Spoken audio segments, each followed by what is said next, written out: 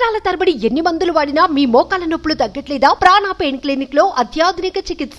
YCP MLC video leak పై Rampachodavaram MLA ఆగ్రహం వ్యక్తం చేశారు. అనంతబాబు పలు అక్రమాలకు పాల్పడమే కాదు, మహిళలను వేధించారని మండిపడ్డారు. మహిళా ఉద్యోగులను లైంగిక ఇబ్బందులకు గురి చేశారని ఆరోపించారు. అనంతబాబు వీడియో లీక్ పైన ఆమె స్పందించారు. అడ్డంగా దొరికిపోయి మార్ఫింగ్ వీడియో అంటూ బుకాయిస్తున్నారని ఎద్దేవా చేశారు. అనంతబాబు ఎలాంటి వ్యక్తో ఏజెన్సీలో అందరికీ తెలుసునన్నారు.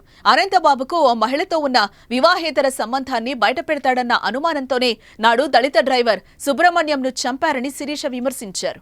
మీడియాలో హల్చల్ చేస్తున్న విషయం ఏంటంటే ఎమ్మెల్సీ అనంతబాబు ఒక న్యూడ్ వీడియో బయటకు రావడం. నిజంగా ఈరోజు ఈ విషయాన్ని చెప్పుకోవాలంటేనే చాలా సిగ్గుపడాల్సినటువంటి పరిస్థితి. ఎందుకంటే నియోజకవర్గంలో ఇలాంటి పరిస్థితులు కూడా చోటు చేసుకుంటాయా, ఇలాంటి వారు కూడా ఉన్నారా అని ఈరోజు చాలా మంది ఫోన్ చేసి చాలా రకాలుగా మాట్లాడడం అడగడం కూడా జరుగుతూ ఉంది.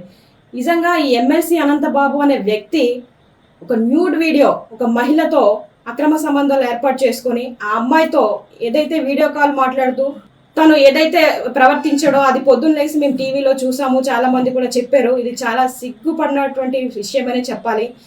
తిరిగి ఇంత తప్పు చేసింది కాకుండా నేను కాదు మార్పింగ్ చేశారు, నేను ఏదో పిల్లలకి ముద్దులు పెడుతున్న వీడియో తీసేసి అది ఈ విధంగా క్రియేట్ చేస్తా ఉన్నారు, నా పని తప్పుడు ప్రచారం చేస్తా ఉన్నారు, ఎవరో డబ్బుల కోసం ఇలా చేస్తా ఉన్నారు అనేసి ఆ ఎమ్మెల్సీ అనంతబాబు అనే వ్యక్తి చెప్పడం జరుగుతుంది. దాంట్లో అసలు నమ్మశక్యమైన విషయం ఏదైనా ఉందా?